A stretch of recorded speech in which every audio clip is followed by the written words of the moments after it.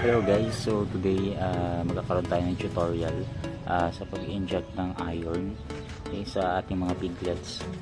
So yung first dose ng iron ay bali pang third day nila ngayon. So pwede siyang inject yung first dose ng second day o kaya third day. So third day siya ngayon. Okay.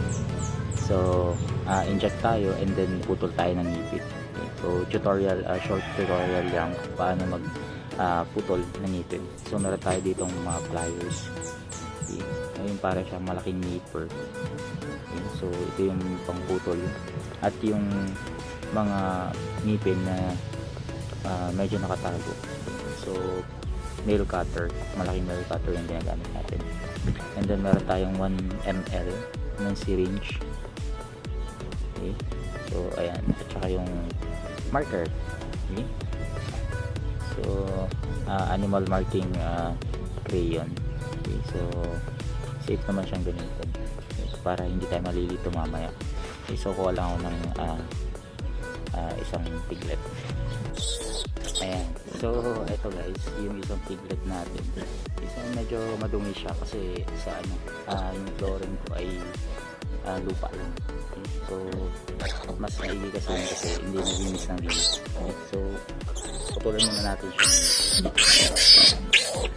So yung tamang putulan. Suksok yung isang finger and then sa likod. Okay. Tapos saka natin puputulin. Okay. So bali 4 na pair yan guys.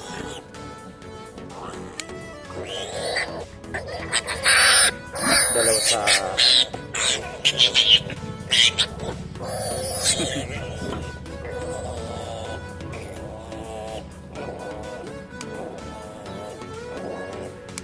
dalawang pair sa baba, dalawang pair sa taas.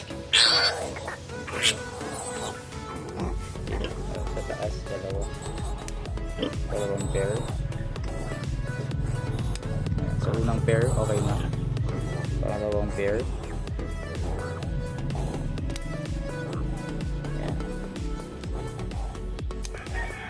So bakit nga ba natin tinatanggalan ang ngipin guys? So para hindi masaktan yung pinahin pag dumidorgan siya. Okay? Tapos iron, i-inject tayo dito sa leeg. Okay? Ipiliin nyo lang yung sa